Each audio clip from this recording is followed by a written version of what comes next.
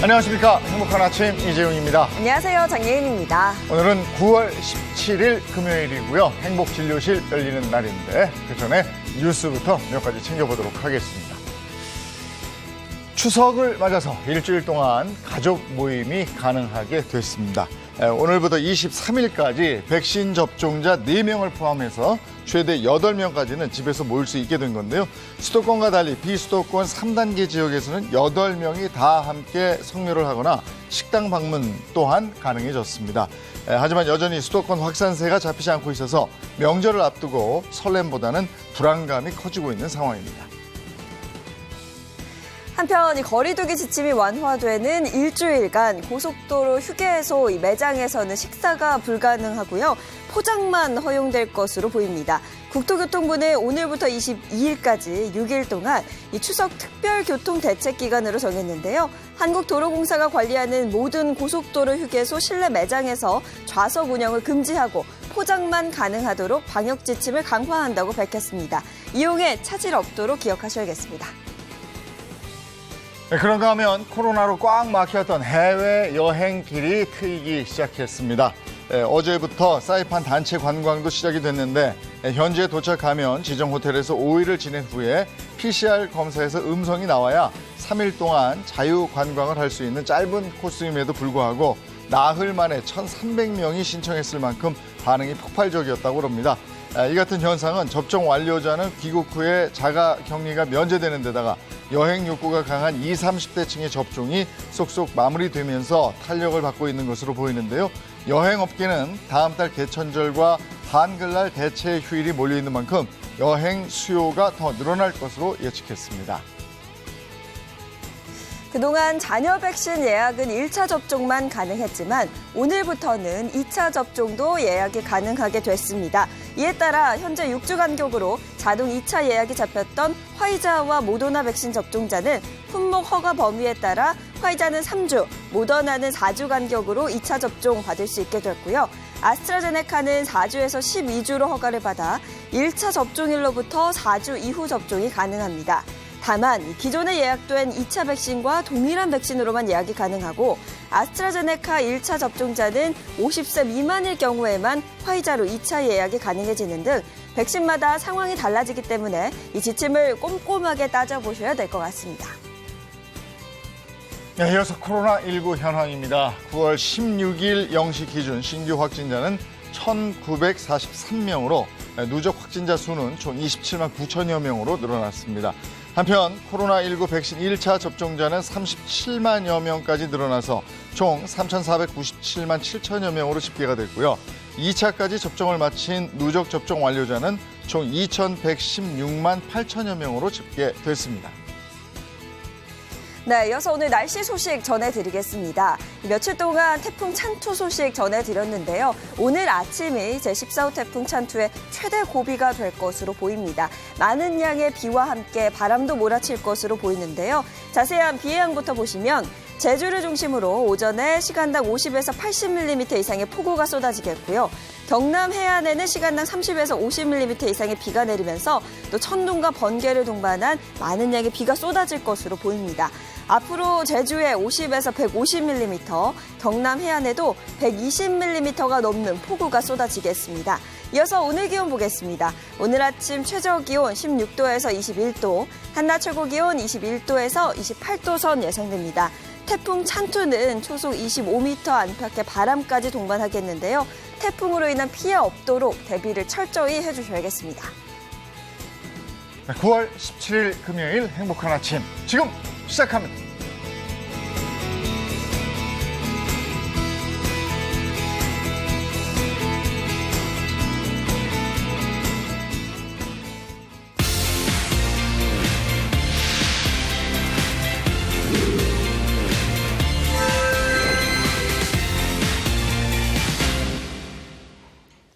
네, 금요일 행복진료실 문을 엽니다. 네, 행복진료실은 여러분의 건강 궁금증에 대해서 속 시원하게 답해드리는 시간입니다. 네, 우리 주치의 선생님들 소개해드릴게요. 장민욱 신경과 교수, 모사원 한의학 박사입니다. 어서 오세요. 안녕하세요. 반갑습니다. 네, 차윤환 식품생명공학 박사 그리고 이보은 요리연구가 함께합니다. 어서 오세요. 네, 안녕하세요. 오늘은 어떤 주제로 진료를 할지 힌트부터 드리죠. 이 노래는 트러블메이커라는 노래잖아요. 이게 뭐 트러블이 생겼다는 거예요. 트러블 생겼네. 장 트러블이라고 하죠. 네. 화장실 가셨네요. 트러블 났다고 그러잖아요. 딱 그런 거 같아요. 네. 생방송 중에 저러면 큰일 납니다. 힘듭니다, 힘들어. 네. 자, 두 번째 힌트 갑니다. 네.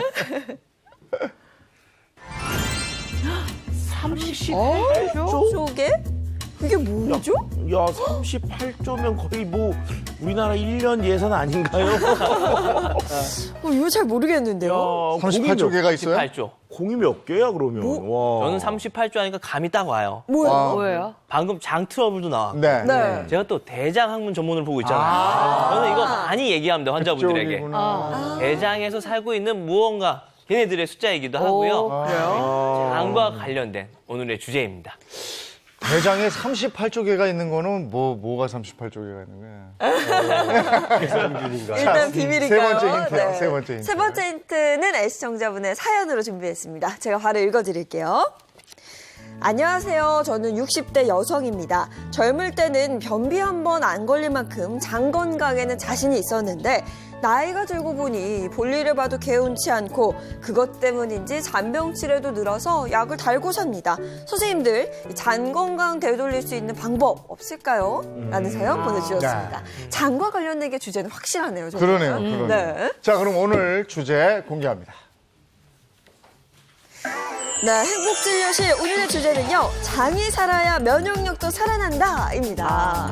장과 면역력. 맞아요. 우리가 젊을 때는요, 사실 돌도 씹어 먹어도 장에서 소화시킨다 네, 그랬거든요. 네. 근데 요새는 뭘만 먹으면 장이 더부룩하니 이게 안 좋아요. 아유, 네. 이보은 선생님은 돌이셨구나. 우리는 쇠였는데. 그러니까 이제 나이 먹으면은 그냥 근육만 빠지고 회복력만 떨어지는 게 아니라 우리 몸속에 있는 소화 요소들, 뭐 위액이랄지 췌장에 뭐 단지산 이런 것들도 다 분비가 안 되거든요. 그럼 당연히 소화도 안 되고 소화가 안 되면 장에서 자꾸 트러블이 생길 수밖에 없죠. 예, 장 건강과 면역력의 관계는 몇 번 들어봤는데 네네. 실제로 얼마나 연관이 있는 거예요?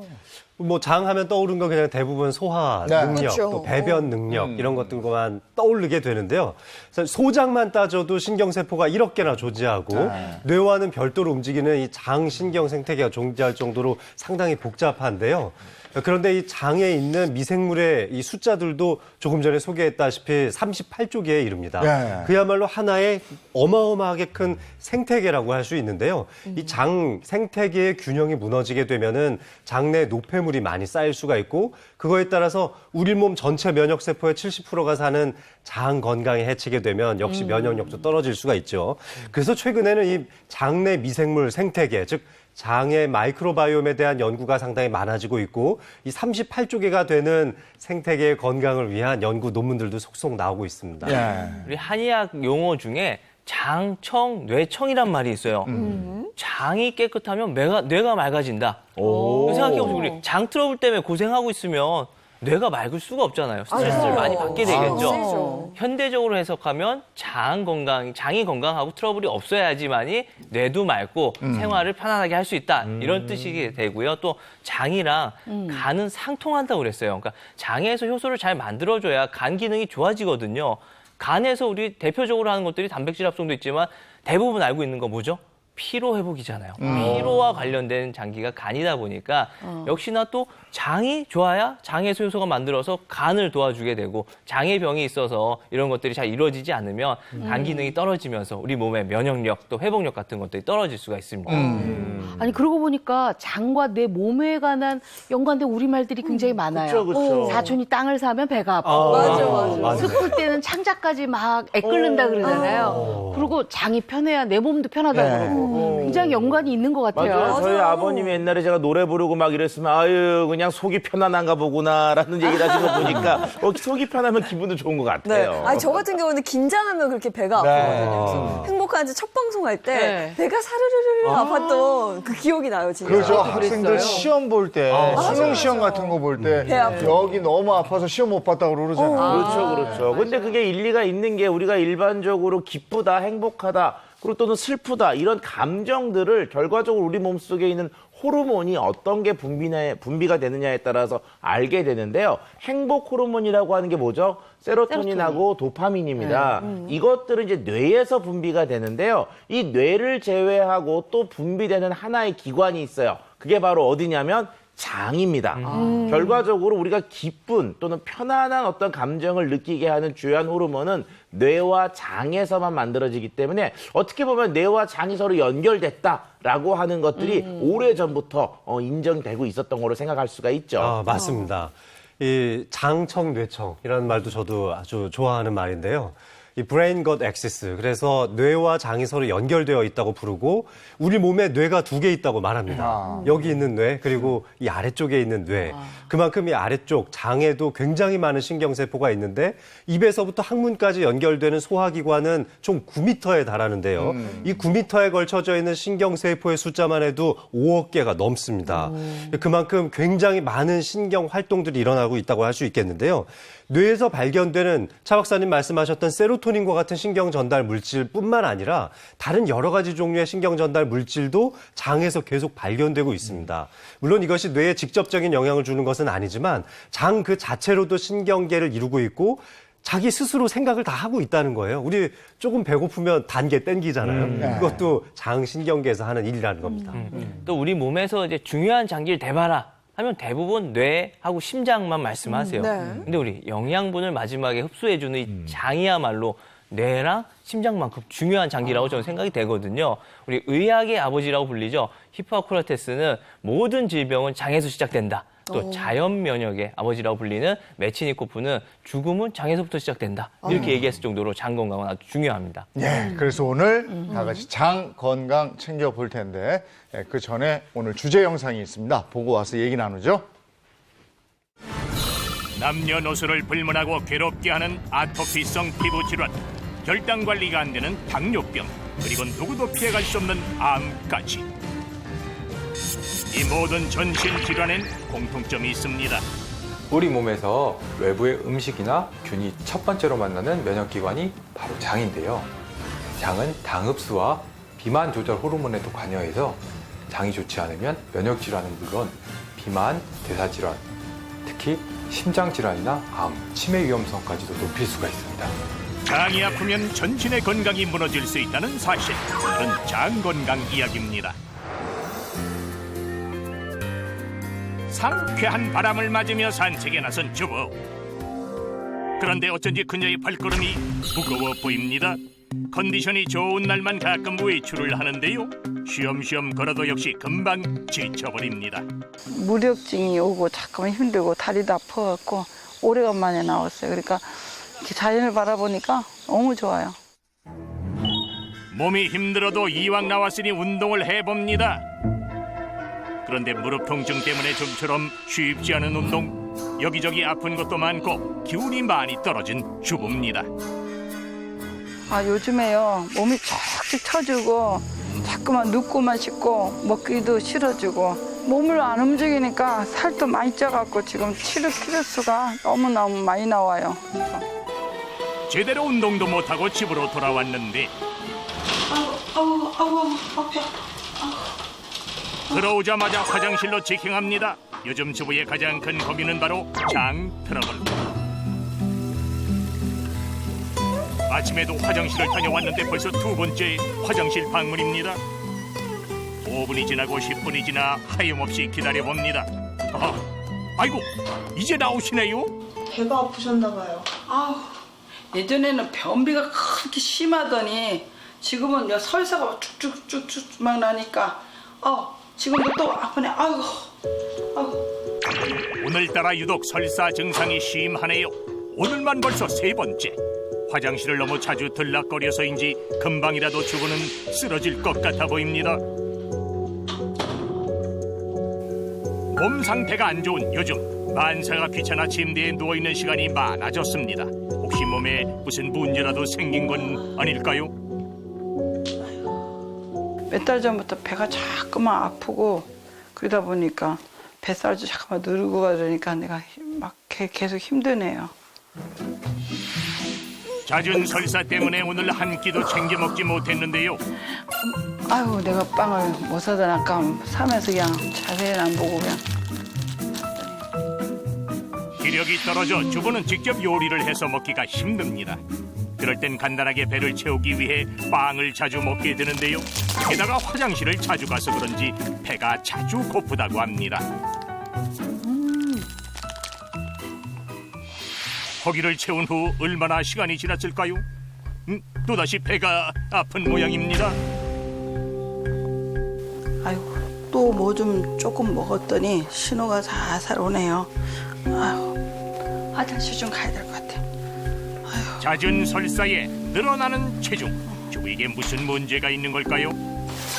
현재 정확한 상태를 알아보기 위해 주부와 함께 병원을 방문했습니다.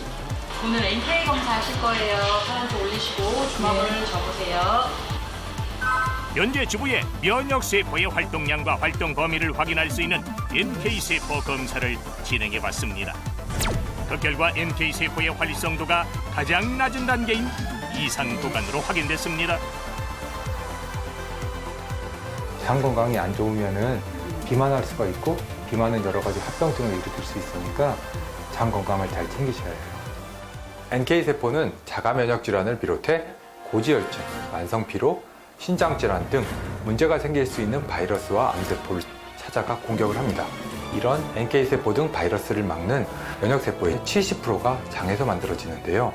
따라서 잠들어 있는 면역세포를 깨우기 위해서는 면역 최전선인 장 건강 관리를 철저하게 하셔야 한다는 점 기억하시길 바랍니다. 신체의 면역력을 책임지고 있는 기관인 장. 이 장이 무너지면 건강이 한순간에 무너질 수 있다는 점을 기억하시기 바랍니다. 장 건강이 무너지면 내 몸뿐이 아니고 내 일상까지 무너져요. 네. 아니 그러니까 이게 제2의 뇌라고 하니까 얼마나 네. 중요한 기관이겠어요. 그러니까 우리가 일반적으로 건강 관리 일상에 하는 것처럼 장 건강도 일상에서 계속 관리해야 될 것 같아요. 네, 그 중요한 건 알겠는데, 근데 사실 저 같은 경우는 어떻게 관리해야 될지 좀 막막하긴 하거든요. 네. 어젯밤에도 저는 햄버거를 먹었어요. 이렇게 패스트푸드 즐겨 먹고 이래서 불규칙한 문제예요. 식습관. 네. 이게 그래서 한국 사람들의 장 건강에 정말 적신호가 제대로 켜졌는데요. 지난 10년 동안 대장암 발병률을 보면은 210%가 늘어났습니다. 2배가 넘었다는 거예요. 거기다가 1983년도에 우리나라 암 통계 등록이 시작됐는데요. 암 등록 사업 이후에 최초로 2016년도에 대장암 사망률이 위암을 앞질렀어요. 이제 소화기계 계통의 암 사망률로는 대장암이 1등이고 전 세계 대장암 발병률 1위가 바로 우리나라입니다. 그러다가 더욱더 문제는 이 50대 이후의 발병률뿐만 아니라 사망률도 급증하고 있기 때문에 이 중장년층의 이 대장암에 관련된 경각심이 정말 시급하다고 할 수 있습니다. 네, 아유 진짜 장 건강 잘 챙겨야 되겠어요. 오늘 제가 한번 제대로 배워보겠습니다. 그래서 오늘 네. 제가 준비한 장 건강 특별 비법이 끝에 있으니까 끝까지 채널 네. 고정해 주십시오. 자, 이제 본격적으로 챙겨보도록 하겠습니다. 우리 척척 박사. 네, 장 박사님. 네, 금요일의 남자 척척 박사 장 교수 네. 준비됐습니다. 예. 자, 오늘 사실 이제 장 건강에 대한 말씀을 좀 드릴까 하는데요. 네. 뭐 물어보시고 싶으신 거 있으면 마음껏 물어보십시오. 예. 장 건강을 어떻게 지켜야 될지 사실 막막할 거예요. 그냥 뭐 잘 먹고 소통 잘하면 되는 거 아닌가 이쯤 생각하는 거거든요. 아니 저는요 식사 규칙적으로 잘하고 네. 뭐 유산균 먹으려니까 그냥 잘 먹고 이것만 알고 있거든요. 근데 이것보다 더 뭘 챙겨야 될지 잘 모르겠더라고요. 사실 요즘 유산균 안 챙겨 드시는 분 거의 없을 겁니다. 유해균, 유익균이라는 말도 들어왔고 어떻게 균형을 맞추는 게 중요한지도 이제 다들 알고 계시죠. 특히 면역세포의 발달에도 이 장 건강이 굉장히 중요하지만 어린 아이들의 일반적인 성장에도 장 건강이 많은 영향을 미치죠. 식약처에 등록되어 있는 유익균, 우리가 섭취하는 유산균의 종류도 19가지나 되는데 그 기능성에 대해서도 다 명시하고 있거든요. 그런데 그 기능성을 살펴보면 거의 다 장내 미생물, 유익균의 증식에 관련된 기능성을 인정받고 있다는 거죠. 그러니까 유산균이 그만큼 많으면 많을수록 좋다고 인정을 하고 있는 거예요. 그만큼 우리 몸에 유산균이 정말 중요합니다. 네, 또 세계적인 미생물학자 소넨버그는요, 이 유산균을 나그네균이라고 칭했습니다. 유산균이 한번 들어오면 2주간 머무르다 나가게 되기 때문에 나그네균이라고 그랬고요. 근데 그 2주 동안에 좋은 역할들을 많이 해줘요. 우리 몸에. 아주 이로운 역할들을 해주고 자기가 딱 나가니까 마치 위급 상황에 우리 구원 투수가 올라와서 팀을 구한다라고 생각해 주시면 좋을 것 같고요. 우리 실제로 장수마을 거주자들하고 도시 거주자들의 장내 균을 분석해 봤더니 채식과 발효식품을 많이 먹는 장수마을 거주자들에게서 이 비만 억제, 대장질환 예방 등에 도움이 되는 장내 미생물, 즉 유산균이 3배에서 5배 정도 많은 것으로 나타났다고 합니다. 그만큼 유산균이 우리 장에서 중요한 역할을 한다고 볼 수가 있겠습니다. 아까 말씀하셨듯이 요즘에 유산균 한두 가지 안 드시는 분들 없죠. 네. 많이들 드세요. 근데 유산균이 워낙에 종류도 많고 여러 가지 얘기들이 있어서 그거 한번 정리해 볼게요. 네. 오해와 진실 이쯤으로 한번 풀어볼까요? 네, OX 퀴즈로 준비를 했습니다. 유산균과 관련해서 궁금한 점을 저희가 한번 모아봤는데요. 자, 첫 번째 퀴즈 드리겠습니다. 안녕하세요. 얼마 전 엄마께 유산균을 사드렸더니 김치랑 된장만 먹어도 충분한데 돈을 주고 먹냐며 나무라십니다. 유산균을 따로 안 먹어도 되나요? 라는 퀴즈입니다. 근데 평소 식습관이 제대로 돼 있는 분들은 안 먹어도 되지 않을까? 제가 요리연구가 입장에서 말씀드리자면 저는 X입니다. X? 왜냐하면 우리가 사실 그 유산균이 어떤 기준이 있는데 그 기준점까지 그 채소라든지 김치를 마음껏 못 먹어요.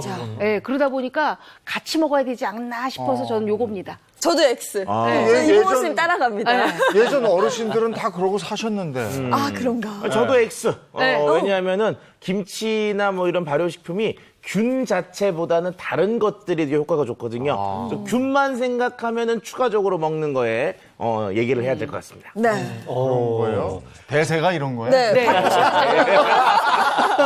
네, 정답은 X입니다. 사실 엄밀히 말하면 약간 세모 정도라고 말씀드릴 수 있어요. 왜냐하면 이재용 MC님께서 말씀하신 대로 진짜 건강한 식생활을 갖고 있고 장 건강에 트러블이 없다면 별도 유산균 섭취를 많이 권장하지는 않습니다. 그런 경우도 있지만 하지만 한국인, 우리나라 사람들의 일반적인 식이섬유 섭취율이 굉장히 낮은 편인데요. 이 김치가 식이섬유가 풍부하죠. 김치 속 1g에만 해도요, 1억 마리 정도의 이 좋은 유산균이 살고 있을 정도로 김치가 좋은 유산균의 보고이긴 합니다. 그런데 위산을 통과하기가 좀 어렵죠. 그래서 유산균 그 자체를 먹는다는 개념보다는 식이섬유를 섭취하는 개념으로 이해하시면 굉장히 좋습니다. 그러니까 굉장히 건강하고 좋은 식이섬유를 잘 먹을 수 있는 게 바로 김치이기도 한 거죠. 그래서 관련된 연구도 있었는데요. 식이섬유를 완전히 배제한 일반적인 사료로만 쥐에게 먹이를 먹였더니 이 쥐 속에 있는 장내 세균의 유익균과 유해균의 비율이 완전히 무너지게 돼서 유해균이 굉장히 많이 증식하게 됐고 그러니까 결국 좋아하는 유익균이 좋아하는 식이섬유가 없어지다 보니까 먹을 게 없어서 장 점막을 뜯어먹은 것처럼 장 점막이 점점 얇아지는 변화를 겪었다고 합니다. 결국 이렇게 되면은 장내 세균들 사이에 점막들 사이에 이 틈이 벌어지게 되면서 장 누수 증후군이 발생되게 되고 독소가 온몸으로 퍼져나가서 만성 염증도 심해질 수 있는 질환으로 발전될 수 있는 거죠. 무섭네. 방금 그 실험은 좀 끔찍한데요. 그렇죠. 장 점막을 먹었다는 거니까. 네, 이어서 두 번째 퀴즈 드리겠습니다. 안녕하세요. 얼마 전 손자에게 떠먹는 요구르트를 먹이고 있었는데 며느리가 이 쇠숟가락 쓰면 유산균이 다 죽는다고 하더라고요. 진짠가요? 라는 퀴즈입니다.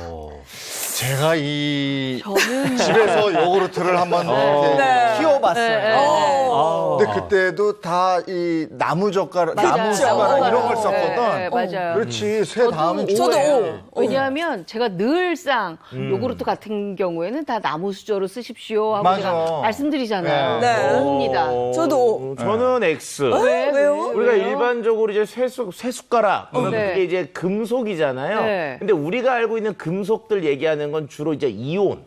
근데 쇠숟가락은 이온이 아니거든요. 그래서 별 반응이 안 해요. 그래요? 예, 그렇기 때문에 쇠숟가락을 쓰셔도 유산균이 죽진 않습니다의 한 표. 아닌데. 아니, 박사가 저러니까 더 저래. 떨리네.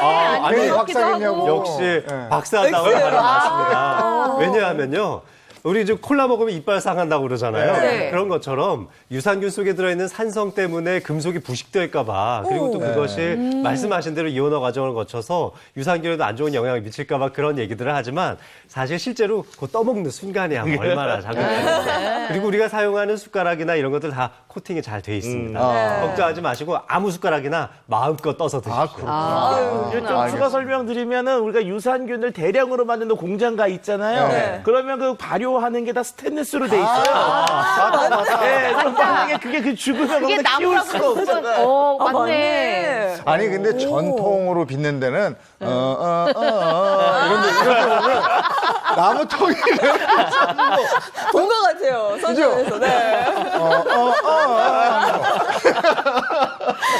자, 이거 퀴즈. 네. 40대 남성입니다. 일반적으로 세균은 나쁜 게 아닌가요? 근데 왜 장속 세균은 필요하다는 건지 궁금합니다. 이건 OX 문제는 아니에요. 그러니까. 네, 맞습니다. 이건 바로 풀어주시죠. 그렇죠. 우리 장내 미생물이 38쪽이나 될 정도로 네. 굉장히 많다고 말씀드렸는데 사실 이것은 유익균, 그리고 유해균, 그리고 중간균으로 설정되어 있습니다. 근데 중간균이 거의 50%나 해당돼요. 이 50%에 해당되는 중간균이 유익균이 되느냐, 유해균이 되느냐, 마치 박쥐 같은 존재처럼 요리 붙었다 할 수가 있는데요. 이 비율이 굉장히 중요한데 유익균의 비율이 85% 이상 될 때를 가장 적절한 상태라고 부릅니다. 85대 15 정도의 비율을 맞추려면 요 박쥐 같은 중간균이 유익균 쪽으로 붙을 수 있도록 만들어야 되는데요. 바로 이 유익균이 우리가 지금까지 얘기하고 있는 유산균이라는 거죠. 그래서 장내 미생물이 중요한 겁니다. 네. 그 비율을 맞추려면 장내 유익균을 증식시켜야 되는 거잖아요. 늘려야 될 텐데. 그럼 좋은 유산균은 어떤 건지 그거부터 한번 좀 볼까요? 뭐 일단은 좋은 유산균이라고 하면 내장에 잘 맞는 유산균은 무조건 좋은 겁니다. 뭐 많이 나와 있는 제품들도 있고 식이섬유와 함께 먹을 수 있는 제품도 상당히 많지만 결국 수천 년 동안 연구되어 온 그 유산균의 많은 종류 중에 나한테 맞는 걸 찾아야 돼요. 단기간에 걸쳐서 복용을 해보고 나의 장내 환경이 좋아지면 바로 배변 습관으로 나타나기 때문에 나의 컨디션, 면역력, 배변 습관 등을 보고 섭취할 때 결정하시면 되겠습니다. 아니 근데 이게 먹어본다고 한들 이게 정말 나한테 맞는지 내가 그걸 어떻게 판단을 하죠? 어떻게 알아요? 사실 제일 좋은 거는 장내 미생물을 저희 이제 병원에서 검사할 때는요, DNA를 분석합니다. 미생물의 개수를 계산할 때도 PCR 검사법을 이용해서 이 DNA의 총량을 계산하기도 하는데요. 그런데 사실 이렇게는 집에서 하기 어렵죠. 그래서 브리스톨 스케일, 브리스톨 점수라고 하는 것들을 이용해서 내 대변의 상태를 살펴보면 얼마나 장내 미생물이 정상적으로 정착하고 있는지를 알 수가 있는데요. 그래서 이 브리스톨 스케일을 총 1점에서부터 7점까지 저희가 나눠보고 있는데 동글동글하게 나오는 변부터 단단한 변, 또 주름이 있는 변, 또 바나나 모양의 변이 나오는 경우도 있고요. 연한 변도 있고 약하게 모양을 갖춘 변이나 물 같은 변들도 있죠. 이렇게 점수화되어 있는 또 요거 요즘에 휴대폰으로 보실 수 있는 요거 확인하는 무료 애플리케이션도 있습니다. 그런 것도 한번 따져보시면 쉽게 본인의 장 건강 상태를 알아보실 수 있을 겁니다. 그렇군요. 장 건강의 중요성 좀 다시 한번 느끼게 되는데요. 모사 선생님이 이 장에 좀 마사지도 준비하셨죠? 네, 오랜만에 마사지법 하나 준비해왔어요. 네. 특히 아까 전에 첫 방송할 때 아프다고 하셨잖아요. 네. 시험 스트레스로 막 아프면 아파요. 아프기만 한 게 아니고 어쩔 때는 꼬르륵 소리 날 때 맞아요. 있죠. 장명이라고 그러는데요. 이게 장에 스트레스 강도가 높아지게 되면 장이 좀 무기력하게 쭉 가라앉게 돼요. 처진단 말이에요. 그렇기 때문에 장이 아프고 막 소리가 나게 되는 건데 그때 우리 옛말 아까 하셨잖아요. 뭐 사촌이 땅 사면 배가 아프다. 아프다. 또 얘기 중에 천추의 한이다. 이런 얘기죠. 맞아요. 제가 오늘 설명드리려고 하는 게 바로 이 천추혈이에요. 배꼽 양 옆에 위치를 하고 있거든요. 배꼽 양 옆에 제가 우선 알려드릴게요. 배꼽을 잡고요. 배꼽에서 자기 손가락만큼 이렇게 배꼽 중앙에서 4마디 정도 이렇게 나와주시면 이쪽으로 이 자리가 딱 천추혈이 되겠어요. 양쪽에 위치하고 있습니다. 양쪽에. 쉽게 보면 우리 복직근 있잖아요. 네. 복직근 바로 그 위에 정중앙이에요. 배꼽 바로 옆에 있는 한 덩이 제일 높은 곳. 거기가 바로 이 천추혈이 되겠습니다. 그리고 옆에서 조금 사선으로 내려오게 되면 복결혈이라고 있어요. 복결혈. 여기는 흔히 우리 맹장염 걸렸을 때 누르는 자리 있죠. 네, 우리 충수돌기염으로 막 아플 때 우리가 가서 검진하는 곳, 요 자리들이거든요. 요 자리들을 수시로 눌러주시면 되는데요. 가능하다 그러면 누워서 눌러주시는 게 좋고요. 아, 누워서. 우리 배가 아프다, 장 트러블이 난 것 같다. 근데 이게 혹시 대변이 나올 것 같다 이럴 때 있잖아요. 네. 이때는 누르면 확 나오게 되니까 그때 진정시키는 건 아니에요. 네. 장명이 너무 심할 때, 네, 그럴 때 도움이 되는 거지. 괜히 고속도로에서 마려운데 큰일 날 무상히 자리네. 누르라고 그래서 네. 누르면은 휴게소 가기 전에 일치르니까 조심하셔야 됩니다. 진짜. 네. 반대로 변비 있는 분들은 그렇죠. 지속적으로 변비에 눌러주는- 아주 좋은 혈자리예요. 아, 네. 그렇군요. 예. 혈자리가 어렵지 않네요. 네. 위치도 그렇고. 배꼽 예. 주변으로. 배꼽 주변으로 바로 양옆에. 알겠습니다. 네. 자, 이번에는 장 교수님 운동 한번 가르쳐 주시죠. 그렇죠. 오늘도 장에 좋은 스트레칭법 알려드리려고 하는데요. 우리 플라멩고, 홍학 아시죠? 플라멩고가 하는 아주 우아한 동작의 스트레칭을 가르쳐드려야 되는데 우아한 동작이니까 예인 씨가 좀 도와주시겠어요? 알겠습니다. 네, 한번 나와보시죠. 장 건강이니까 이 장남매가 네. 알려드리도록 그러네요. 할게요. 네, 좋습니다. 자, 먼저 홍학처럼 한 마리 홍학처럼 한쪽 발을 쭉 다 들어주시고요. 네. 균형을 잘 맞춰보세요. 팔을 이용해서 균형을 잘 맞춰보시고 자, 스트레칭 할 때처럼 발 뒤를 이렇게 쭉 잡아주신 다음에 네. 뒤쪽으로 쭉 넘겨주시면 되겠습니다. 자, 이때 이 앞쪽에 있는 복직근을 비롯해서 장을 전체적으로 쭉 늘려주는 역할을 하게 될 건데요. 몸을 뒤쪽으로 활처럼 제껴주시면은 쭉 제껴주시면 네, 앞에 있는 복근이 쭉 늘어나는 걸 느끼실 수가 있고 이때 장의 위치가 전반적으로 좀 올라가기 때문에 장의 운동을 활발하게 해줄 수 있습니다. 네. 자, 쭉 늘려주시면서 고개도 위쪽으로 들어주세요. 그리고 균형을 맞추기 위해서 팔을 이용해서 균형을 잡아주시고요. 자, 좋아요. 좀 우아한가요? 쭉 늘려주십시오. 네, 우아해요. 네, 장의 위치가 우아해. 높아지고 또 이쪽 오른쪽 다리를 제껴줌으로써 서해부 쪽의 림파선도 굉장히 많이 자극이 네. 됩니다. 굉장히 안정적이신데요. 자, 반대쪽도 한번 해볼까요? 자, 반대쪽 다리도 쭉 들어주시면서 자, 고개도 쭉 위로 올려주세요. 좋아요. 복근이 쭉 펼쳐지는 듯한 느낌을 받으시면서 서해부의 림파선까지 자극을 해주시면 좋겠습니다. 아, 네. 홍학인가요? 좋습니다. 자, 이렇게 이제 첫 번째 동작을 마쳤고요. 두 번째는 이제 하체를 많이 풀었잖아요. 상체 쪽에 있는 상부 위장관을 풀어줄 수 있는 림프선 마사지. 아인슈타인 박사 기억나시죠? 네. 아인슈타인 박사를 보면 이렇게 혀를 쭉 내밀고 있는 사진이 기억나는데요. 우리 이쪽에 있는 사각근을 자극하기 위해서는 고개를 이쪽으로 살짝 반대쪽으로 넘겨주는 것도 좋지만 혀를 그쪽 방향으로 내밀어주는 것도 상당히 도움이 됩니다. 그래서 하는 방식으로 쭉 넘기면서 혀도 반대쪽으로 쭉 늘려주시면 되겠고요. 조금 민망하니까 우리는 입 속에서 혀를 쭉 밀어주시면 되겠습니다. 이렇게. 네, 이런 식으로 옆으로 밀면서 혀를 쭉 앞쪽으로 빼주시면은 네, 그러면 이 사각근이 상당히 많이 이완이 되는데요. 목 주변에 있는 임파선도 굉장히 많이 자극할 수 있고요. 자, 이때 이쪽 그 늘어나는 쪽에 손은 쭉 아래쪽으로 어깨와 함께 쭉 내려주시고 그리고 반대쪽 손은 뒤쪽으로 쭉 뻗어주시면은 네, 이렇게 하면 그러면서 혀를 네, 젖혀주는 쪽으로 쭉 내밀어 주세요. 이거 우아하다고 하지 않으셨나요? 네, 이렇게 해주시면은 이 그 쭉 제껴주는 쪽에 장의 위치도 전반적으로 올라갈 뿐더러 그리고 목 주변에 있는 임파선에 자극이 되면서 상부 위장관도 좋아질 수 있습니다. 요거 동작 음악에 맞춰서 빠르게 한번 해볼까요? 자, 해서 먼저 홍학처럼 플라멩고 스트레칭 먼저 시작하겠습니다. 자, 쭉 뻗어주시고 목 뒤로 제끼면서 쫙 늘어나는 느낌을 가져보세요. 좋습니다. 네, 좋아요. 자, 반대쪽도 한번 해볼까요? 네, 쭉 늘려주시고 네, 좋습니다. 턱 위쪽으로 들어주시면서 장이 높아지는 것 같은 느낌도 한번 받아보시고요. 자, 좋습니다. 마지막 동작으로 고개를 쭉 제껴주고 어깨를 낮춰주면서 혀도 같은 방향으로 쭉 늘려주세요. 좋아요. 상부유장구 안에 자극이 좀 됩니다. 반대쪽도 좋습니다. 내리면서 네, 쭉쭉 뻗어주시면 어때요? 상하체 이파선을 전부 다 자극했었고요. 장도 전체적으로 올려주는 아주 좋은 장 스트레칭 방법입니다. 네. 네. 시원합니다. 잘 배워봤습니다. 네, 고맙습니다. 네. 특히 균형 잡기 아침에 힘드네. 스트레칭 한번 쫙 해주는 거하고 안 한 거하고 달라요. 그쵸. 너무 좋죠. 시원하고 쫙 좋네. 늘려줘야지 그럼요. 도움이 돼요, 확실히. 한번 쫙 늘려주는 맛이 있어요. 네. 자, 이렇게 해서 장에 도움이 되는 운동까지 배워봤고요. 두 분 장수 밥상입니다. 아, 네. 장수밥상. 저는요, 오늘요, 장 건강의 끝판왕을 준비를 했습니다. 오. 네, 바로 장 건강에 굉장히 좋다는 다시마, 미역, 거기에다가 면역력까지 올려주는 황태를 이용해서 요리를 준비해봤습니다. 네. 끝판왕 왔네요. 네, 끝판왕이죠. 끝판왕이죠. 네. 모사 선생님은요? 네, 저 역시도 장에 좋다라고 생각되는 재료 2개, 생강과 대추를 준비했어요. 이 2가지 몸에 열을 내주잖아요. 사실 배는 아플 때 따뜻하게만 해줘도 완화가 되잖아요. 그래서 몸을 따뜻하게 만들어줄 수 있는 장에 좋은 건강차 레시피를 준비해왔습니다. 네. 맛있게 건강해지는 방법 장수 밥상입니다.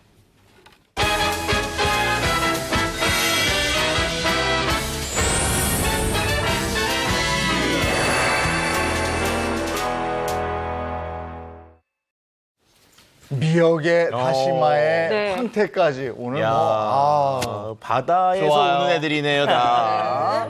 야. 제가 오늘 정말 끝판왕이라 그랬잖아요. 네. 정말 요것만 잡수시면 장 건강은 제가 보증합니다. 오. 네. 어떤 바로, 요리예요? 황태 미역국하고요. 오. 네. 그다음에 다시마 장조림을 준비를 했거든요. 다시마 장조림. 네. 네. 완전 좋죠. 네, 기대돼요. 제가 아주 맛있게 한번 만들어 볼게요. 일단 네. 미역을 준비를 해야 되겠죠. 우리가 보통 이제 미역은 어머님들이 이렇게 불려서 준비하시는데요. 미역 불릴 때 한 가지 주의점이 있어요. 주의점. 네, 우리 예인 씨는 미역을 어디에다 불리나요? 그냥 물에 불리죠. 어떤 물? 그냥 수돗물에. 찬물, 미지근한 물, 뜨거운 물. 그냥 딱 수돗물 튼 그 물에 불리는 것 같아요. 네. 굉장히 잘하고 있는데요. 아, 그래요? 정수된 차가운 물에다 불리는 것이 가장 좋습니다. 그래야 미역의 영양소도 살아있을 뿐만 아니라 미역하면은 우리가 대부분 비린 맛이 약간 올라온다, 그쵸? 이게 바닥내음 올라온다 말씀하시잖아요. 그런 것을 완전하게 없앨 수 있는데 여기 보시면 제가 물을 좀 준비를 할게요. 미역은 양을 잘 설정해야 될 것 같아요. 미역국 요거는 끓이려다가 지금 미역이 70g이에요. 70g? 워낙 미역 40g을 가지고 찬물에 불려놓으면 이렇게 딱 70g이 만들어지거든요. 그러면 미역을 손질을 먼저 잘 해야 되는데 이렇게 바락바락 주물러서 손질을 하세요. 그럼 거품 나죠? 네. 이 거품이 말끔하게 없어져야지만 미역국이 굉장히 맛있습니다. 그리고 뽀얀 국물이 많이 나죠. 제가 왜 찬물에 했다고 그러는지 우리 차 박사님 아시죠? 아유, 그럼요. 우리가 일반적으로 미역하면 당연히 뭘 하죠? 미역국을 하잖아요. 미역국만 잘 끓여도 국물 맛이 좋다는 얘기는 미역 속에 다양한 감칠맛 성분과 영양 성분이 끓이는 과정 중에 우려 나오는 거거든요. 근데 이걸 만약에 뜨거운 물에다가 대체 넣어 놓으시면 그 국물에 우러나와야 될 뭐 알긴산이나 감칠맛을 주는 아미노산 같은 것들이 그 물로 이미 다 빠져나가 버리니까 어떻게 보면은 속빈 강정과 같은 형태의 것만 갖고 우리가 국을 끓이게 됩니다. 그래서 찬물에 그리고 가능한 한 냄새가 나지 않는 물에 불리는 게 미역 속에 있는 영양 성분을 지켜주면서 나쁜 이취는 제거하는 방법이라고 할 수가 있죠. 네. 네. 이렇게 지금 설명을 해주셨으니까 제가 이제 미역을 깨끗하게 바락바락 씻어서 이렇게 찬물에 헹궈서 이렇게 준비를 해왔습니다. 네. 자, 그 다음에는 이 미역하고 궁합이 맞힌 게 바로 제가 황태라고 말씀을 드렸는데요. 황태는 되도록이면 이렇게 포를 준비하시는 게 좋아요. 그래야 어머님들이 하시기가 좋거든요. 요 포는 이렇게 돼 있으면 좀 얇게 찢어주세요. 이 황태포가 워낙 두껍잖아요. 그 두꺼운 걸 가지고 얇게 좀 찢어주는데 이 황태포는 물에다가 정말 재빨리 헹구셔야 돼요. 여기 제가 물을 좀 준비를 해왔는데 정말 재빨리는 게 어느 정도인지 모르겠어요. 요거요. 바로 요렇게 네. 옆에다 놓으시고 자 담궜다 빼는 거. 담갔다가 바로 빼요. 이렇게. 오. 그리고 나서 짜지 않고 그냥 네. 두세요. 그러면 이 황태포가 저절로 수분을 몸 안으로 흡수를 해요. 그렇기 때문에 황태포가 굉장히 부들부들해지거든요. 네. 그 부들부들해진 게 바로 요거예요. 요게 지금 바로 넣었다가만 뺀 거예요. 여기서 돌발질 하나 들어가도 네, 됩니까? 네. 그럼 우리가 이제 명태를 말려서 만든 게 황태가 있고 북어가 있잖아요. 네. 북어는 어떻게 합니까? 그러면? 북어도 마찬가지예요. 북어도 마찬가지인데 북어 같은 경우에는 사실 이렇게 포로 나왔을 때 황태보다 조금 비린 맛이 올라올 수도 있거든요. 그럴 경우에는 마른 팬에 한번 볶아서 사용하시는 것이 가장 좋아요. 네. 이렇게 해서 이제 준비가 다 됐어요. 끝났어요, 미역국. 다 됐어요? 네. 다 됐어요. 뭐 하신 거예요? 물에만 담갔다 뺐는데 다 됐어요? 네. 요거 이제 볶기만 하면 끝이에요. 오. 너무 간단하죠? 네. 제가 이제 생각해 준비를 보면 할게요. 미역국 같이 쉬운 국이 또 없어요 보면은. 맛내기도 진짜 맞아, 만들기 어려워요. 그 맛내는 끝판왕을 제가 오늘 보여드릴게요. 일단 이렇게 미역 준비를 했으면은요, 미역을 이렇게 냄비에다가 넣으세요. 근데 너무 국물을 꽉, 물기를 꽉 네. 짜지 않아도 괜찮아요. 이렇게 하고 난 다음에 그 다음에는 뭘 하느냐? 아까 여기 준비한 네. 황태포를 넣으세요. 같이 넣으시네. 지금 뭐 같이 아무것도 넣어요? 안 넣고 냄비에 아무것도 바로 안 넣으신 했어요. 거죠? 네. 그리고 뭘 하냐면 요걸 좀 갖다 놔 주시겠어요? 네. 요게 지금 들기름이거든요. 들기름하고 들기름하고 국간장하고 다진 마늘하고 된장이 있어요. 특별히. 일단 들기름을 먼저 넣어요. 벌써 맛있겠네요. 맞아요. 미역국에는 저 들기름 맞아요. 그럼 불을 안 켜시고 바로 넣네요. 그냥? 아니, 불 켰어요. 그다음에 요거는 국간장이에요. 국간장. 양이 그렇게 많진 않네요. 네. 한 숟가락씩. 한 숟가락씩. 그다음에 다진 마늘도 한 숟가락만 넣으세요. 자, 그다음에는 요거를 이제 볶으세요. 이게 소리 들리시죠? 네. 이제 볶으세요. 이 맛있는 이렇게 소리. 볶아야만 황태에서는 국물이 굉장히 진하게 많이 우러나고요. 미역은 나른하게 많이 볶아지기 때문에 그 바닷내, 그러니까 우리가 미역국 뚜껑 딱 열면 미역국에서 왜 이렇게 비린 맛이 맞아. 올라오지? 그런 네. 말씀 많이 하시잖아요. 그게 일체 없어집니다. 그래서 이렇게 볶는 게 가장 중요한데요. 이렇게 다 볶으면 저는 오늘 특별히 우리가 오늘 장 건강에 하잖아요. 아까 장민욱 박사가 김치나 발효식품에 유산균이 많이 있다 그랬죠. 그래서 특별히 오늘 제가 유산균이 많은 우리나라 전통 장을 준비했습니다. 바로 된장이에요. 네, 기가 막히죠. 된장이 들어가요? 된장이 들어. 미역국에 된장을 된장은 된장을 넣어요. 된장을 한 3큰술 정도 넣는데요. 네. 나는 된장 맛이 그렇게 도드라지지 않았으면 좋겠어 하시면은 2큰술만 넣어도 괜찮아요. 이걸 이렇게 볶아요. 된장 볶으면은요 훨씬 구수하고요. 요 미역에 흡착이 잘 되기 때문에 국물이 굉장히 뽀얗게 많이 우러납니다. 요즘 이제 연세점 드시면은 단백질 섭취 좀 해야 된다 이런 말씀 자꾸 드리잖아요. 근데 지금 사용하신 식재료 중에 황태 있잖아요, 황태. 네. 황태 속에 단백질 함량이 얼마인 줄 아세요? 모르죠. 한번 찍어보세요, 좀 대충. 소고기보다 높나요? 100g에 한 30g 정도? 80g입니다. 네, 80%가 황태에 있는 단백질이기 때문에 정말 제가 아는 범주에서는 식재료만 놓고 따졌을 때는 단백질 함량이 가장 높은 거기 때문에 우리가 고기도 고기지만 이렇게 황태 미역국 같은 걸 끓여 드시는 것도 단백질 섭취해서 좋고요. 소고기 대신에 그렇구나. 황태만 넣어도 충분한 거죠. 자, 그러면 이제 다 볶았어요. 네. 완전히 된장은 풀어졌고, 그다음에 황태도 나른하게 됐고, 네. 미역도 좀 아까보다 달달달 볶아서 굉장히 초록이 많이 올라왔죠. 여기에 이제 쌀뜨물을 넣으세요. 이것도 그냥 물이 아니라 쌀뜨물이었군요. 왜냐하면 그냥 맹물을 넣어도 물론 맛있습니다. 근데 저는 쌀뜨물을 넣는 게 왜 쌀뜨물을 넣냐면 이게 쌀뜨물이 쌀전분이 약간 녹아져 있기 때문에 감칠맛을 좀 올려주거든요. 그리고 국물을 이렇게 뽀얗게 만들어줘요. 보세요.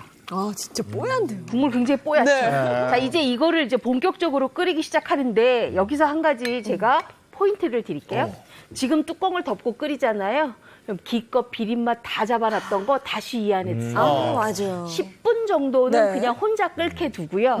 그 다음부터는 뚜껑을 덮고 은근한 불에서 30분 끓이시면 됩니다. 처음에는 그러면 가장 센 불에서 센 불에서 지금 확 한번. 10분이요. 네. 자, 그랬으면 이제 미역 가면은 꼭 요거 가요. 다시마. 다시마. 짝꿍이라고 할 수 있잖아요. 네. 다시마를 준비했는데 요건 건다시마예요. 다시마 가지고 제가 지금 장조림을 할 거거든요. 네. 예인 씨는 이 다시마 어떻게 하세요? 그냥 이거 물에다가 물에 그냥 씻어야죠. 그러면 헹궈야지. 다시마의 맛있는 맛이 다 나가요.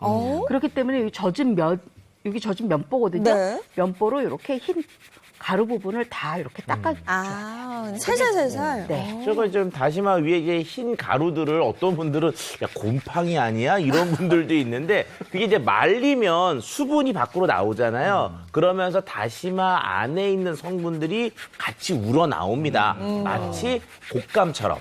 네, 그래서 실제로 다시마 그 표면에 있는 것이 만니톨이라고 하는 단맛을 내면서 장에 좋은 성분이고요. 그리고 다양한 아미노산에서 감칠맛을 내는 성분들이기 때문에 저거를 빡빡 다 못 내면 맛이 없어지죠, 이제.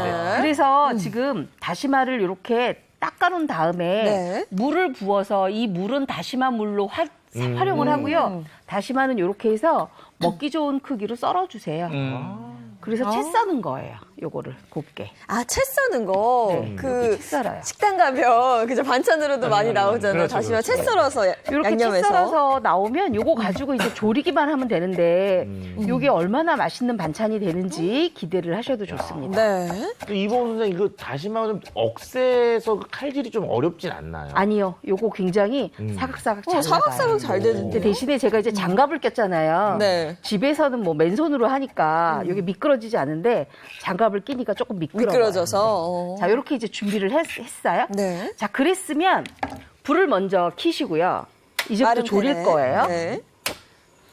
자, 불을 먼저 켜시고요. 네. 요게 지금 아까 다시마를 우려놓은 국물이잖아요. 네. 요거를 넣어요. 다시마 우린 물. 자, 그랬으면 다시마 조림에 가장 최적화되는 양념이 있어요. 일단 간장. 진간장이죠? 네, 진간장입니다. 진간장 한 4큰술. 네. 요거에다가 맛술이 한 3큰술에서 4큰술 정도. 요거는 기호에 따라 조금 조절하셔도 돼요. 네. 그 다음에는 요거 꼭 넣으셔야 돼요. 저는 다시마 조림할 때 요거는 꼭 넣어요. 요게 다진 청양고추거든요. 다진 청양고추 이렇게 한 3큰술 정도 넣고요. 네. 그리고 요거 다진 양파 넣으면 감칠맛이 훨씬 더 올라옵니다. 다진 양파까지. 그다음에 다진 마늘. 자, 이렇게 해서 이제 졸일 건데 졸일 때 뭘 넣느냐? 바로 이 물엿을 넣어요. 이게 쌀엿이에요.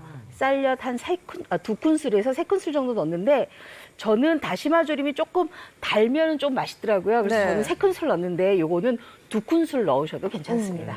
이렇게 해서 지금 바글바글 끓이고 있잖아요. 끓어오르죠? 네. 그러면 준비한 이제 다시마를 넣으세요.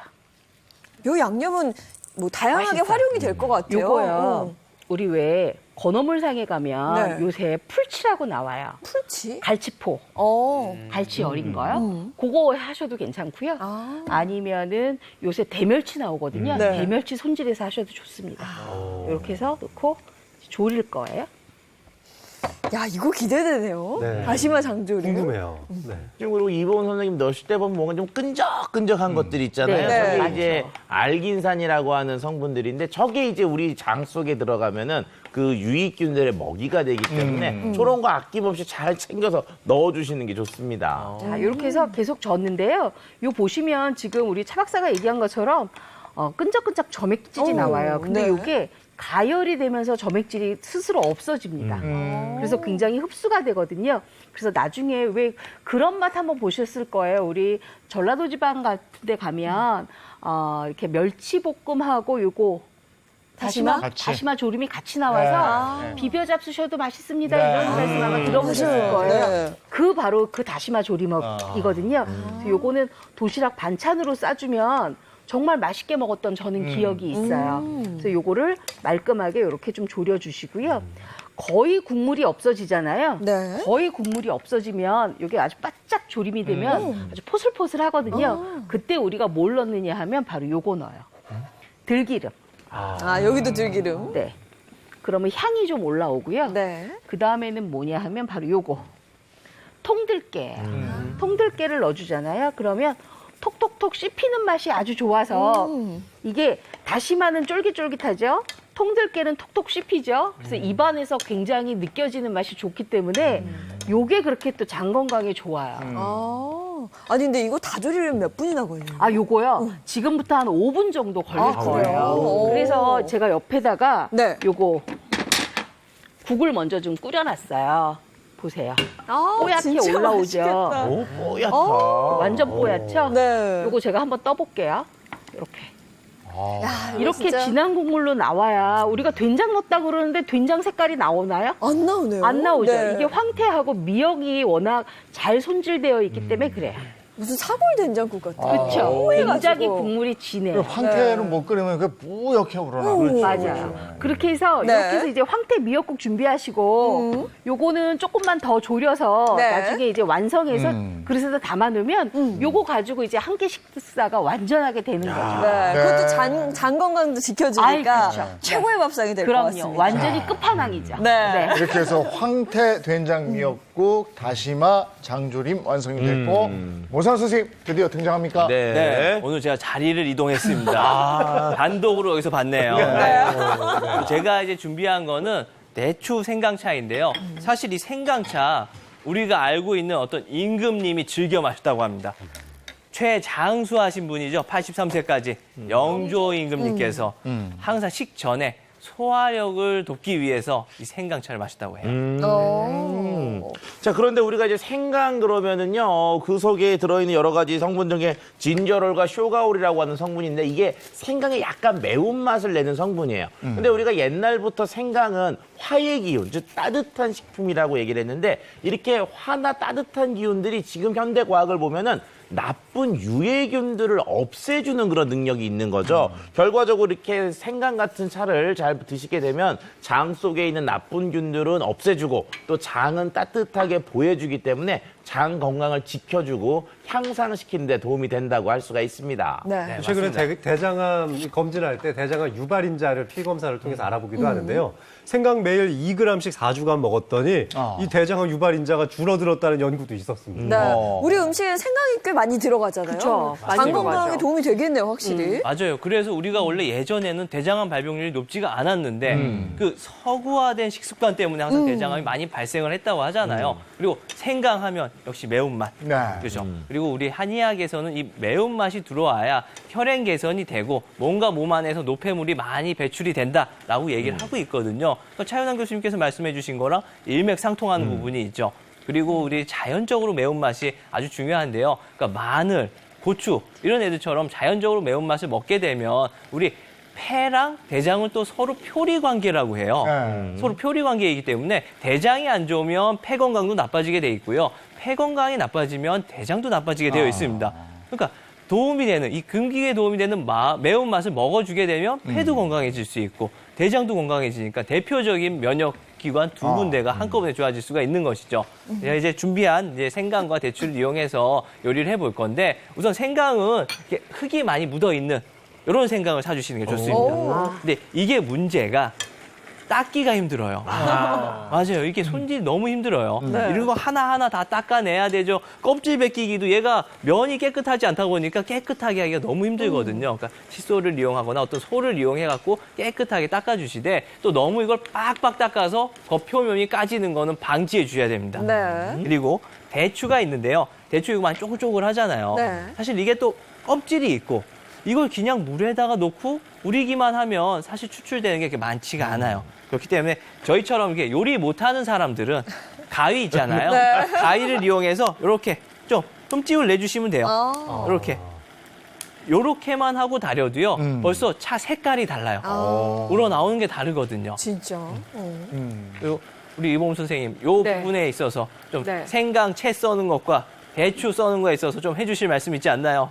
지금 저렇게 대추 써실 때요. 보통 이제 우리가 대추 말이를 한다 그러잖아요. 만약에 저렇게 차를 다 끓이고 나서 대추 안에 있는 씨를 뺀 다음에 돌돌돌 말아요. 그래서 손으로 꼭꼭 눌러주면 슬라이스를 조금씩 하잖아요. 그러면 대추가 꽃 모양이 나오거든요. 그래서 저 대추 생강차를 마실 때 그 대추 꽃 모양 나는 거를 고명으로 올려주시면 나중에 씹는 식감도 좋고 모양도 좋아서 뭐 손님 접대하기도 아주 좋죠. 네.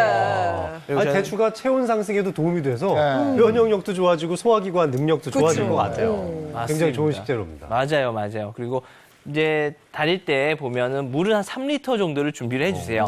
물을 3리터 정도 준비를 해주시고 대추는 20알에서 한 30알 정도요. 깨끗하게 씻은 대추를 넣어주시고 또 채 썬 생강도 한 30g 정도요.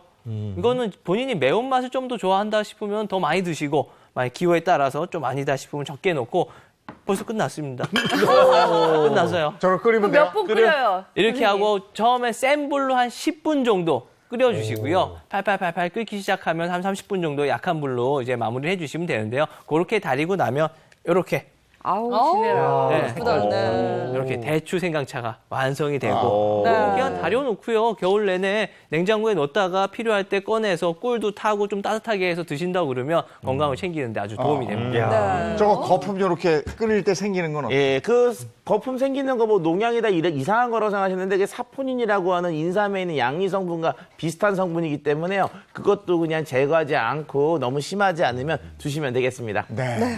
자, 오늘 소개해드린 거 레시피 보여드리겠습니다. 장 건강을 살려 면역력까지 높여줄 건강 요리 황태 미역 된장국과 다시마 장조림, 대추 생강차 만들어 볼까요? 먼저 가늘게 찢은 황태포를 준비해 흐르는 물에 헹궈 물기를 짜둡니다. 찬물에 불려둔 미역은 주물러서 거품을 제거한 뒤 잘게 잘라주세요. 냄비에 황태포와 미역을 넣고 들기름을 둘러준 다음 다진 마늘, 국간장을 넣고 볶다가 된장을 넣은 뒤 한 번 더 볶아주세요. 쌀뜨물을 붓고 충분히 끓여주면 구수한 황태 된장 미역국 완성됩니다. 다시마 우린물에 간장과 맛술, 쌀 물엿을 넣고 끓이다가 국물이 끓을 때 다진 채소들을 넣어줍니다. 다시마채를 넣고 약한 불에서 졸이다 들기름과 통들깨를 넣고 버무려주면 끝! 대추 생강차는요, 가위즙을 넣은 대추와 채 썬 생강에 물을 붓고 끓여주면 간단하게 완성됩니다. 장 건강 든든하게 지켜줄 건강 요리, 황태미역 된장국, 다시마 장조림, 대추 생강차로 면역력까지 높여보시면 어떨까요? 아, 지금 황태미역 된장국 향이 스튜디오에 가득해서 이거 주말에 꼭 한번 만들어서 요즘 아침 저녁으로 쌀쌀하니까 네, 너무 좋죠. 너무 좋을 것 같습니다. 네. 다시마 장조림에 마지막으로는 대추 생강차로 생강차. 마무리까지 하시면 아주 좋을 것 같네요. 자, 이번에 면역 건강법 차 박사님. 자, 오늘 주제가 이제 장이 살아야 면역력이 살아난다. 뭐 이런 얘기인데요. 제가 준비한 이것으로 장 건강을 다시 찾으신 분이 있거든요. 영상으로 먼저 보도록 하시죠. 한가로이 자전거를 타며 싱그러운 바람을 만끽하는 오늘의 주인공. 요즘 자전거를 타는 이 시간이 가장 즐겁다는데요. 그녀에게 무슨 일이 있었는지 궁금해집니다. 안녕하세요. 옛날에는 자전거 타지도 못했어요. 배가 너무 아파가지고 자전거 못 탔어요. 요즘이 가장 행복하다는 그녀. 예전에 제가 변비와 설사가 동반해서 오는 바람에 굉장히 배가 더부룩하고 너무 힘들었어요. 특히 변비가 있을 때는 배도 더부룩하고 살도 엄청 많이 쪘었어요. 장이 좋지 않아 오랫동안 변비와 설사 증상이 함께 지속됐다는 주인공. 자전거를 타면서 틈틈이 장 운동도 함께 하고 있는데요. 이렇게 관리를 한 지도 벌써 2~3년이 돼갑니다. 변비로 일상생활에 불편을 겪었던 과거에는 체중이 지금보다 10kg 이상 더 나갔다고 하네요. 특히 설사 증상이 심했던 기간엔 그녀의 하루하루가 고통스러운 시간이었습니다. 직업 특성상 고객을 직접 만나야 하는 일이 많은데 종종 고객을 혼자 남겨두고 화장실로 가야 했던 적이 있어서 스트레스를 받았었다고 합니다. 아직도 설사나고 있네. 배 아파. 화장실 너무 자주 가서요. 탈수 증상이 와가지고 병원에 가서 냉결까지 맞은 적 있어요. 그래서 병원에서는 탈수 증상 때문에 당이 더 올라갈 수도 있다고 위험하다고 하더라고요. 늘어난 체중과 함께 찾아온 생각지도 못했던 당뇨병. 상체가 비만하고 하체가 부실했던 그녀에게 당뇨는 치명적이란 얘기를 듣고 다이어트를 결심하게 됐습니다. 자전거로 유산소 운동을 하고 집에서는 근력 운동을 챙기는 것이죠.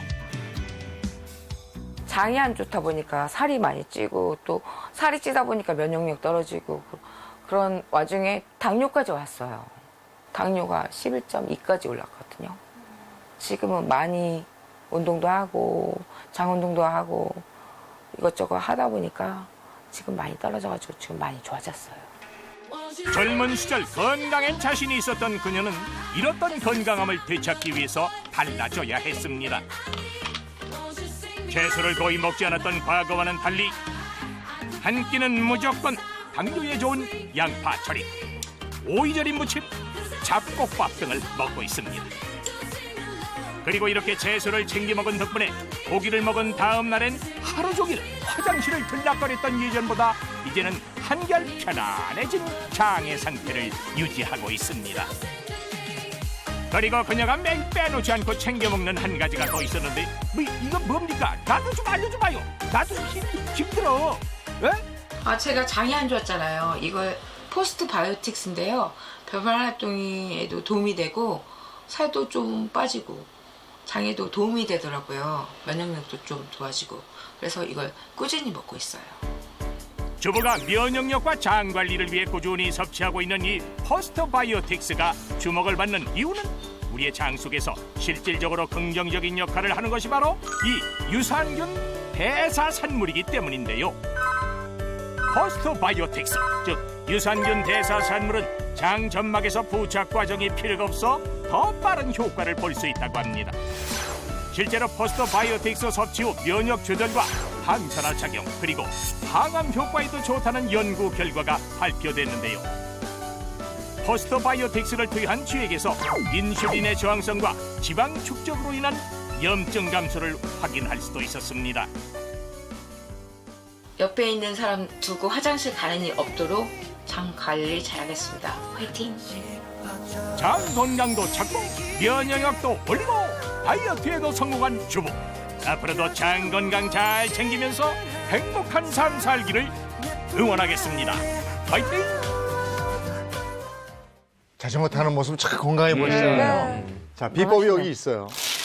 포스트 바이오틱스라는 건데. 아니 저는 포스트 바이오틱스는 오늘 처음 들어요. 왜냐하면 뭐 프로바이오틱스, 그쵸. 프리바이오틱스 이런 그래요. 거는 우리가 그냥 흔하게 먹는 유산균이다 이렇게 하는데 포스트 바이오틱스는 뭐예요? 맞아요. 근데 이게 참 유산균이 저도 고를 때 보면 종류가 워낙 많아서 헷갈리더라고요. 헷갈려요. 뭐예요, 정말? 그러니까 우리가 세상은 언제나 변하고 발달이 되잖아요. 유산균도 세상이 지나면서 발달되고 진화가 됐는데 그 진화된 것 중에 하나가 바로 포스트 바이오틱스라고 할 수가 있습니다. 일단은 1세대라고 얘기하는 것들이 뭐냐? 바로 그냥 살아있는 유산균.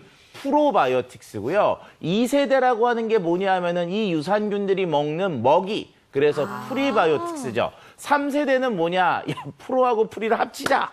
그래가지고 두 개를 같이 넣어서 상승 효과를 바라는 것이 심바이오틱스고요. 마지막으로 유산균의 먹이인 프리에 거기다가 얘네들의 대사산물까지 다 들어가 있는 마지막 4세대가 바로 포스트 바이오틱스가 되겠습니다. 여기 말씀드렸던 이 유산균의 대사산물이라는 것이 결국 유산균의 먹이를 먹어서 만들어낸 아주 좋은 성분들을 대사산물이라고 하는데 사실 장 속에서 이 좋은 역할을 해주는 바로 그 성분이 유산균 그 자체가 아니라 결국에는 유산균의 대사산물이거든요. 그래서 대사산물이 굉장히 중요한 겁니다. 그러니까 유산균이 4세대까지 진화했다는 건 그만큼 몸에 좋은 쪽으로 갔다는 거겠죠.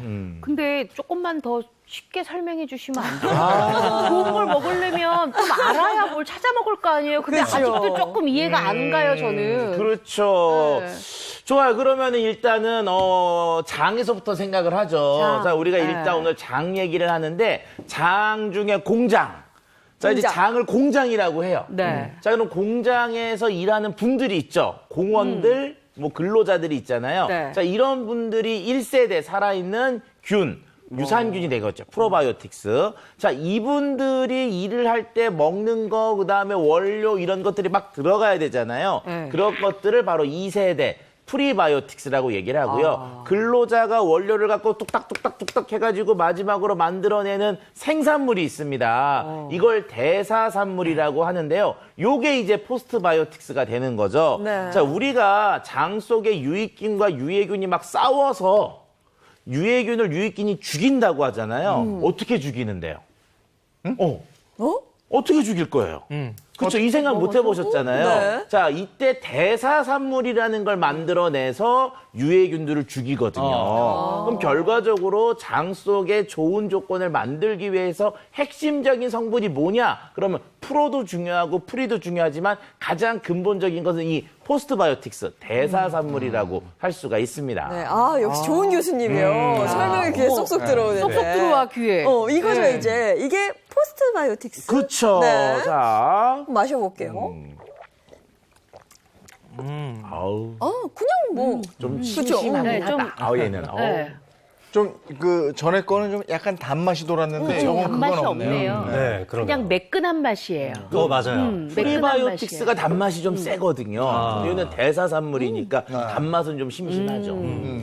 제가 이 덧붙여서 이 포스트 바이오틱스에 대해서 좀 더 말씀을 드리자고 그러면 우리가 그냥 유산균을 먹게 되면 아무리 많이 먹더라도 위산이나 뭐 담즙산, 이 소화 효소에 의해서 많이 사멸을 하고 장까지 도달하는 게 적다고 얘기를 하잖아요. 근데 장까지 도달을 해도 유해균이 너무 많게 되면 이 대사산물을 만들어내기까지도 시간이 너무 많이 걸리는 거예요. 그러니까 이 대사산물이 딱 같이 붙어서 들어온 이 포스트바이오틱스를 먹게 되면 이미 대사산물도 완성이 돼 있잖아요. 그러니까 장에 들어와서 작용하는 시간이 빠릅니다. 그렇기 때문에 곧바로 들어오자마자 간, 심장 세포 등으로 전달이 되고요. 장 점막에 바로 부착이 돼서 유익균을 증가시키기 때문에 유해균도 억제해주고 장내 환경을 개선해주는 효과가 있는 것입니다. 그럼 장내 환경을 개선해서 우리 몸의 면역력을 높이는 기능을 하는 거군요. 예. 일단 뭐 장내 환경이 개선되면 면역력이 올라가는데 면역력과 관련돼서 여러 가지 면역 세포들이 있어요. 그중에 이제 장과 관련된 것 중에 하나는 NK 세포라는 게 있습니다. 들어보셨죠? 네, NK 세포 들어. 자, 얘는 뭐냐 하면은 우리한테 도움이 되고 정상적인 세포는 가만히 놔두고 이상하고 나쁜 세포, 좀 정상이 아닌 애들 가서 확 없애버리는 그런 세포를 이제 NK 세포라고 합니다. 지금 화면을 보시는 것처럼 암세포 같은 경우 이런 경우들 우리 몸속에서 자연적으로 하루에 한 5,000개 정도 생성되거든요. 네. 그럼 NK 세포가 마치 CCTV처럼 쟤 이상한 놈이야. 그걸 가가지고 얘를 잡아서 없애주는 거죠. 이 포스트바이오틱스가 우리 몸에 들어오면 이 NK 세포를 활성화시키기 때문에 좀 이상한 세포들을 좀 효율적으로 효과적으로 탁탁 잡아서 암세포와 같은 나쁜 세포들을 없애주니까 결과적으로 면역력도 올라가고 우리 몸도 건강해진다고 할 수가 있습니다. 그러면 요즘처럼 면역력 중요할 때는 정말 장 건강 챙겨야겠네요. 그렇죠. 우리가 장이라고 하는 것은 영양소가 흡수되는 것으로만 생각을 하시는데 그게 아니라 면역세포의 70%가 거기 다 몰려 있거든요. 그러니까 결과적으로 장이 건강하면 또 NK세포가 활성이 잘 되면 장이 건강해지면서 면역력이 같이 올라간다고 할 수가 있는데요. 자, 이 포스트바이오틱스는 이런 NK세포 활성뿐만 아니라 그 장 속에 면역세포들이 많이 들어있는 상피세포와 장 점막의 기능도 원활하게 유지해주기 때문에 그런 것들이 조금 더 면역력 증진이 잘 될 수가 있습니다. 실제로요, 유산균을 장기간 섭취한 사람과 섭취하지 않은 사람을 서로 비교해 봤을 때 NK세포의 수가 35%나 섭취한 사람들이 높았고요. 그다음에 NK세포가 잘 활성화되어 면역 기능 역시 높아진 것을 확인할 수 있었다고 합니다. 네. 다른 동물 실험에서는요, 유산균을 이제 섭취를 시켰더니 이 NK세포의 활성은 좀 증가했고 종양 발생 비율도 줄어들었다는 연구가 있었고 인체를 대상으로 사람을 대상으로 했던 실험에서도 유산균을 복용을 시켰더니 NK세포의 활성이 늘어났다는 결과가 있었습니다. 그러니까 어쩐지. 면역력이 그만큼 좋아졌다라고 볼 수 있는 거죠. 어쩐지 평상시에 우리 차 박사님이 저한테 유산균 먹으라는 거를 굉장히 많이 권장해 주더라고요. 그쵸. 네. 이게 면역력에도 효과가 있어서 나한테 그렇게 얘기한 거구나. 그것도 있지만 이보은 선생님은 특히 네. 나이를 먹을수록 몸속에 유산균, 유익균이 줄어들어서 그래서 말씀을 드렸던 거예요. 나이 들을수록 더 챙겨 드셔야 됩니다. 아니 나이 먹는 것도 서러운데 그 장내 유산균까지 없어진다는 그렇죠. 얘기예요. 참나. 아이고. 우리 유해균이 많아지면 또 문제가 되는 게 뱃살이 늘어나게 되거든요. 우리 유해균이 과잉이 되면 지방산을 생성하게 되고요. 지방세포 안에 지방산을 또 축적하고 지방세포의 크기를 키워서 비만을 유도하게 됩니다. 또한 이 유해균은 당 발효를 촉진해서 섭취한 칼로리를 지방으로 전환하게 하는데요. 이게 장기 사이사이 내장 지방 형태로 복부에 쌓이기 때문에 이 복부 지방을 유발하게 되는 거죠. 뭐 장 건강 그러면은 장 건강만 생각하시는데 장 건강이 비만과도 연관성이 높아요. 그래서 장내 미생물이 비만과 관련 있다라고 하는 논문도 발표가 되기도 했고요. 실제로 어떤 논문에서는요, 이 장 속에 있는 이 균들이 우리를 조종해서 우리의 생체 리듬이나 이런 것들을 변화시켜서 자꾸 먹게 만들고요. 결과적으로 잉여 영양소가 많아지니까 우리가 살이 찌게 된다라고 하는 그런 장내 미생물과 비만과의 깊은 연관성을 얘기하는 그런 논문도 발표되기도 했습니다. 진짜 장내 유해균이 늘면 비만의 원인이 될 수 있을 것 같아요. 그렇죠. 그런데 또 뭐냐, 중년 이후 나이를 먹게 되면 장내 유익균은 줄어드는데 같이 주는 게 있어요. 그게 바로 근육입니다. 근육이 줄면 기초대사량도 같이 줄거든요. 그럼 내가 이전하고 똑같이 먹어도 더 많이 먹은 것 같은 효과들이 생기기 때문에 자꾸 뱃살이 찔 수밖에 없는 거죠. 차 박사님 소개했던 바로 그 논문에 이 유해균에 대한 이야기 아주 재밌게 잘 나와 있는데요. 이 유해균이 결국 배고픔을 느끼게 해서 폭식을 만드는 일명 뚱보균이라고 하는 균이죠. 저희가 이제 이 퍼미큐티스라고 부르는 이 균종이 있는데요. 이 균종이 많아지면 많아질수록 유해균의 비율이 높아지고 비만도 더 심해진다고 하는 결과가 있었습니다. 그럼 유해균 관리를 잘하면 다이어트에도 효과를 볼 수가 있는 거예요? 네, 볼 수가 있습니다. 근데 그 중에 여러 가지 이론 중에요. 단쇄 지방산이 문제가 되는 경우들이 있거든요. 좋은 게. 근데 뭐냐면 지방세포에서요, 단쇄 지방산이라는 것들을 인지하게 되면은 그 지방들이 더 이상 축적하지 않고 우리 몸속에서 자꾸 이런 것들을 태워 없애주려는 형태로 바뀌게 됩니다. 단쇄 지방산은 식욕 억제 호르몬인 렙틴 호르몬에 대한 저항성을 낮춰주고요. 그다음 미토콘드리아를 활성시키고 심박수를 증가시키고 체온을 상승시키기 때문에 몸속에서 지방을 에너지로 자꾸 태우는 그런 효과들이 올라가게 되는 거죠. 이렇게 되면 지방 축적은 안 되고 지방을 자꾸 태우니까 비만이 실질적으로 막아지게 되는 겁니다. 실제로 단쇄 지방산은요, 열을 발생시켜서 체지방을 분해하는 좋은 지방인 갈색 지방을 또 활성화시키기 때문에 몸속에 축적되는 지방들을 막아줄 수 있다라고 하는 그런 연구 결과가 발표되기도 했습니다. 네, 그러면 이 포스트바이오틱스 섭취할 때 주의할 점 있을 것 같은데요. 일단 과다 섭취할 경우 살아있는 균들이고 그다음에 대사산물이기 때문에 설사와 복통들이 유발될 수가 있고요. 하루 권장 섭취량은 4g 정도니까 이것을 지킬 것을 말씀드리고 싶습니다. 그리고 임산부나 또 이제 병이 있으신 분은 전문의와 상의가 꼭 필요합니다. 네, 오늘은 장 건강, 면역력에 대해서 얘기 나눠봤습니다. 건강하십시오. 고맙습니다. 고맙습니다. 오늘 마음이 가벼우세요? 마음이 무거우세요? 이제 명절 연휴를 앞두고 있습니다. 네, 그래도 마음만큼은 좀 따뜻한 추석 보내셨으면 좋겠고요. 저희는 다음 주 월요일, 화요일 아닌 수요일 7시 30분에 돌아오도록 하겠습니다. 행복한 아침, 행복한 하루, 그리고 행복한 추석 연휴 보내십시오. 고맙습니다. 고맙습니다.